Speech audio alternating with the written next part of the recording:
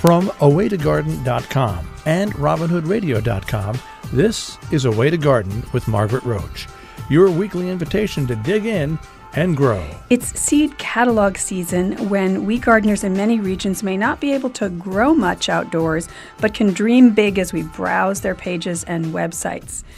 It's also the season of my annual seed series, and this week my friend Ken Druse, author of Making More Plants, The Science, Art, and Joy of Propagation, is here to help us all get ready for a successful season of growing from seed. More with Ken in a moment, but first, this message. Underwriting support from Timber Press, your go-to resource for books in gardening and nature. Whether you're a new gardener, a professional at the top of your field, or a reader interested in the wonders of the natural world, their books are there to help you grow. timberpress.com. I almost forgot to say Happy New Year to all of you, and Happy New Year, Ken. How are you? Older. Oh, really? Oh, I know. People keep saying Happy New Year, and I just think... I know. We're ancient. So we should tell everybody the backstory here. We solicited this year for the seed series, we solicited reader and listener questions over the holidays about growing from seed. And we want to thank them we got like a bushel of them, didn't we? Oh, my gosh. Yeah. And we got so many good topics from everyone that we're going to do 2 shows, this one this week and one a couple of weeks hence to sort of try to cover all the subjects. And we're going to give away a copy of... Oh, Making More Plants? Each time, yes, in a giveaway on awaytogarden.com with the show transcripts. I love your book, and I know it's a wonderful book. It's got, it's not just about growing from seed, it's about propagating of all kinds, yes? Mm-hmm.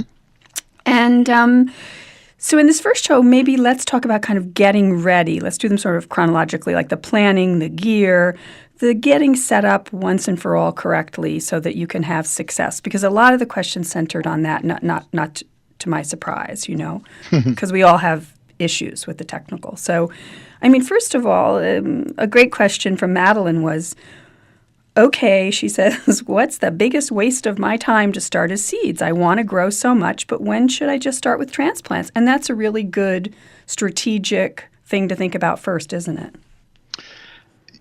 Yes, and you're making me think of exactly that problem. You look in the catalogs and you think, oh, that okra, that's so pretty.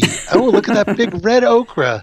And then you grow okra and no one will eat it. Yeah. And so don't grow something no one will eat. Right. How's that? No, I think that's true. And similarly, for me, there's like a mathematics to it in economics. I have X square feet I have raised beds, I have X square feet in the sun of raised bed space, and it takes this amount of time or that amount of time to grow a this or a that crop over however many square feet. And, certain things cost $3 a pound or more, and certain things cost 79 cents a pound, and I can get them all the time. You know what I mean? I want to grow what's special, different, either a variety I can't get anywhere, even Right. if it's of an everyday crop.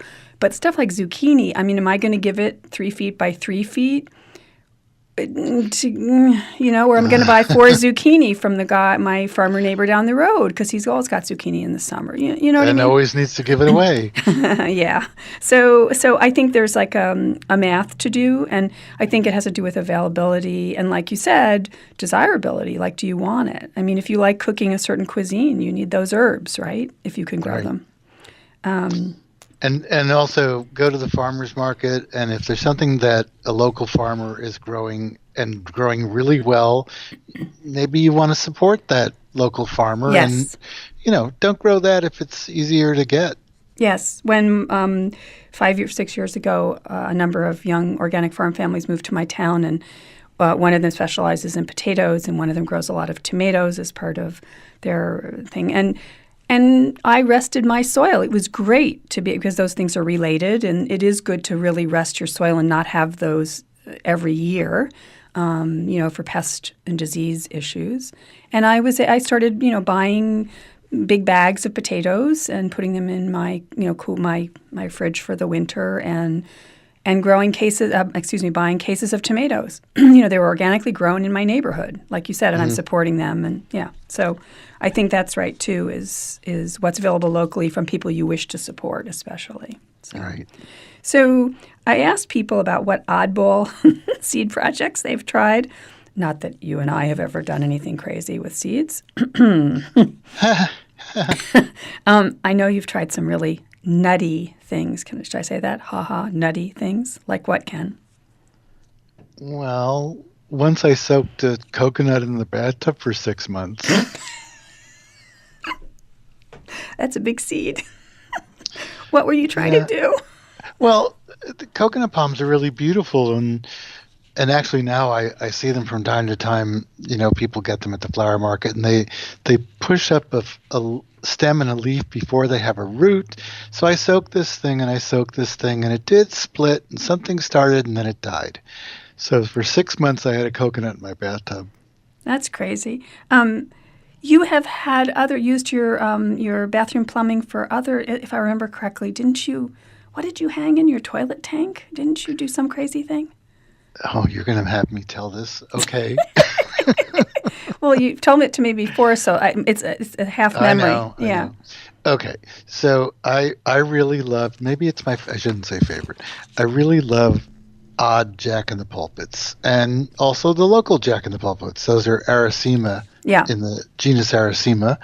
And I remember when I started my garden, you could buy a tuber of a fancy Aracema for like $30 for one tuber. But you could get seeds. And you could get seeds from England, and you could get seeds from the exchanges like the North American Rock Garden Society, where you give some seeds and then you get some seeds. And these seeds, ordinarily, when they start, and the ones that I grow myself, they form in a kind of a berry.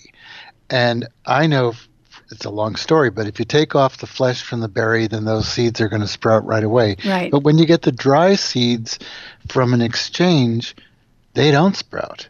They're cleaned of flesh, and they're dry. And so I tried and failed and tried and failed and tried and failed. And finally I asked someone who's in the North American Rock Garden Society, how do you start the Aracema when they come dry? And he said, it's really easy. You have to rehydrate them. You put them in water for 2 weeks, and you change the water 6 to 8 times a day so they don't rot.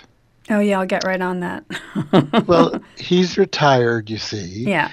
So I'm always cooking up something. So I put some of the dry seed in an organza bag, and I hung it in the tank of the toilet. Okay, now, it's that's important, what it was. not the bowl. Right. In the tank with a paper clip. Right. And I just left them there for 2 weeks, and the water gets freshened 6 to 8 times a day. And then I took them out and sowed them, and they all came up. Well, okay, so that would qualify as a nutty seed experiment. I mean, we had a couple of listeners who wrote in. Linda tried water chestnuts, not a giant success. Carol, cardoons, which she really loved, the beautiful and really successful. And she's also had good success with growing artichokes in the mid-Atlantic regions, she says. Ooh. So she took a crack at cardoons, and she just loved it, wonderful, ornamental, and really, really loved it as well as edible. So that was kind of fun for her. So those are two that people shared with us, which made me think of the wanting to hear your crazy ideas. I think I'd do the water chestnut just like I did the Aracema. Yeah, similar. I actually found water chestnuts on the banks of the Hudson River north of New York City. Oh, cool. So I suppose the first sort of overall question is what to start indoors and what to direct sow. And we're going to do more on sort of the things that we sow outdoors in the second show that were in the seed series. But just why do we start indoors? We start indoors because you and I are both in a cold zone, right? And we need a head start, especially on warm season crops like a tomato, a pepper, an eggplant, whatever, basil.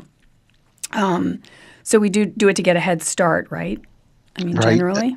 And with a lot of those plants, we don't have a choice because they won't take the cold. Right. Any cold. And they need too long a time to grow up to maturity for us to direct sow them once it's hot outside and warm enough outside. So we do it that reason. And then throughout the season, wherever you are, you may keep a supply of seedlings coming because sometimes the soil's too hot and dry outside to germinate any kinds of seeds or especially certain cool-loving seeds. So sometimes we keep it's easier to, like in a sort of semi-shady place, to grow more lettuce seedlings all season long or more kale seedlings all season long than to put seeds into hot, dry soil and have them dry up and die, not germinate. So that's another reason. But a lot of the questions we got had to do with gearing up, again, no surprise, starting with the germinating mix.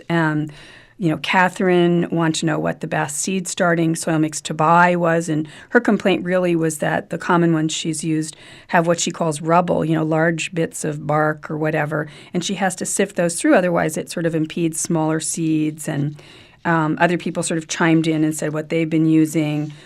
Caroline wants to know what our recipes are if we make our own medium. So what and some people had specific, like KP asked about a particular one that Craig LaHoulier, the tomato expert friend of ours, and a lot of other people have recommended the Johnny's Selected Seed 512 mix and why to use that. What do you use? Well, you made me think of like a million things as usual, because I think that the mix that you buy at the store with peat moss and perlite in it isn't really so bad. And I bought that, years ago, and I'd add some coarse sand or some grit to that because it does pack down. It kind of gets swampy unless you open it up. I haven't found things to be too big, but for many years now, because I'm peat free, I could say. I've been using coir with perlite, and you can now get coir that's very finely chopped. But until very recently, I would take coir and maybe even compost and rub it through some hardware cloth, like 1/4-inch hardware cloth, which really makes it come out quite fine. You just rub it back and forth. I suppose you could do it if you had a very coarse sieve. Right. So I make that fine, and then I'll add some very coarse sand or some fine chicken grit to that to open it up a little bit so it doesn't pack down too much. But if I'm using compost or if I'm using coir that's been around for a while, I sterilize my mix, and I guess that's getting into the whole idea of cleanliness. Yeah, which is key for seedlings to not transmit disease. Right. Because like John asked, he said, can I use, he said he wanted to know why fresh, clean potting mix is often recommended for starting seed. And when he has old soil from failed attempts, can he refresh it somehow? And what you're talking about usually, which is a heat method to sort of pasteurize or sterilize it, it can be real stinky if you do it with old soil. Really stinky. Or any soil, actually. Yeah. It'll fill the house. Yeah. So and that's what usually you find recommended, that people put it in a pan in the oven, and you want to get it up to about 160 degrees, which kills most of the pathogens. But when I was writing Making More Plants, I started putting my mix in the plastic roasting bags that you can get for turkeys or pot roast or brisket or something at the supermarket. And I put it in the bag and leave plenty of space because it will have steam. I put it in moistened. And I close the bag with the tie that comes with it. And I put it in the microwave on full power for about 10 minutes. And I usually use an instant read thermometer to see if I'm up to that temperature. But when I open the bag, you have to be really careful because it's filled with steam and you could get burned. Yeah. But that's what I do and I do sometimes reuse mix, but I sterilize it. Right. Or, as you said, pasteurize it. But really don't do this in the oven in the way that, that's going to stink up your whole house. Well, you could do it with the bag in the oven. Yes, but what I meant is in like an open baking pan or something. That's like a roasting pan. That's not going to be a good thing. Unless you're, moving out for 2 weeks. So as far as the Johnny's, that's what I use is Johnny's 512. And the reason being is that it's got sphagnum, it's got sedge peat mosses, black peat mosses, it's got compost, it's got perlite. It does have some nutrients. Oh my! And but it doesn't require. It's easier to wet it, and it stays evenly moist. So it's a good texture, and it has good soil absorbency. So it's also good for soil blocking. And we did have a question or two about soil blocking. Making your own little sort of. They're not pots, but bricks of soil to sow into. And so some mixes don't hold together for soil blocking. So you've got to look on the bag if you want a soil block, whether it's it's adapted to that. And Johnny's 512 is good for that. So You haven't had any problems with it having nutrients in it? no, it doesn't seem to be like, nuclear, like what brand and what brand from that chemical company. Yeah, the seed starting mixes, if they have, if it's commercial and you get it at the box stores and it has any fertilizer in it or has the name of fertilizer on the package, don't do it. Yeah, don't do it. I agree, because not all seeds need it or want it, and it can be... None of them need it. It can be really bad for them, in fact. It burns them. Yeah. So, or can just push them too fast or whatever, I think. So I wanted to sort of compare. Okay, so now we have a medium. We've talked about your medium, what I use, what you use. I wanted to compare sort of our gear, what kind of pots, flats, cells, tray, what's your general gear? Like, are you using cells, or what are you sewing into generally? Most of the things I do, I sow a lot of seeds in a 3.5-inch square plastic pot. Uh-huh. And I use square because you can get more of those in a closer in the flat, together, sure. Mm-hmm. In a flat, right? And if they're round, they fall over, but they're not. So I use square pots, and I use 3.5-inch. And as I said, sow a whole lot of seeds because I'm going to pot them on. I didn't want to say prick them out, or I don't cut their heads off, which is what you sometimes do in the garden row, right, if you're direct sowing. But I do remove them once they have their first true leaves, which is the second set of leaves that resemble the leaves of the adult plant. And I move them to cells in I hate to say plastic, but what else is there? It's plastic, yeah. I buy the heavier grade so that I've had some of them for 5 years. I don't buy it every year, the junky stuff. Good. Right.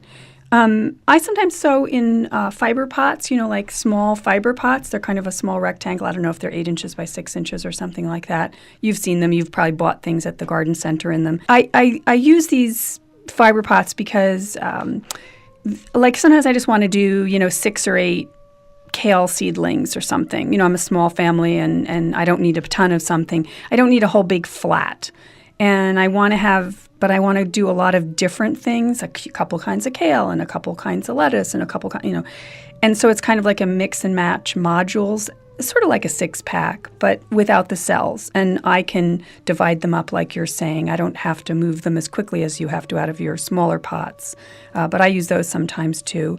And with stuff like onions, I use an open flat. I don't put it in cells or small pots at all. I do it in an open flat. I've made pots out of newspaper with the. Yeah. I don't know. Have you ever seen those? Sure, it's like a dowel. Yeah. Mm-hmm. And then you can, instead of a peat pot, which I hate, then you can take that and plant. Once you move them up, the seedlings, then you can plant that directly in the garden, and that worked pretty well. Yeah. So germinating mats, real important to say. I don't know if you use them. I use them under a lot of things. But the name of it is the tip-off that I learned from a plant physiologist at Cornell, who studied seedlings, vegetable seedlings particularly. Germinating mat. It is not a growing mat. It is a germinating mat. The minute that the thing germinates, get that bottom heat out of there.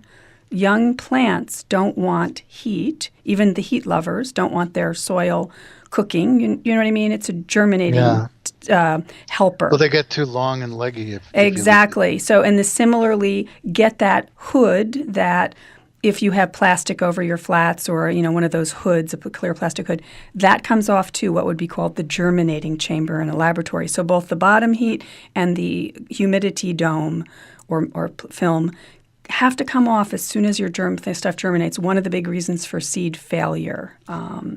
So I wanted to get onto light because a lot of questions, and by the way, Jamie had talked about learning the hard way that lettuce hates warmth in particular.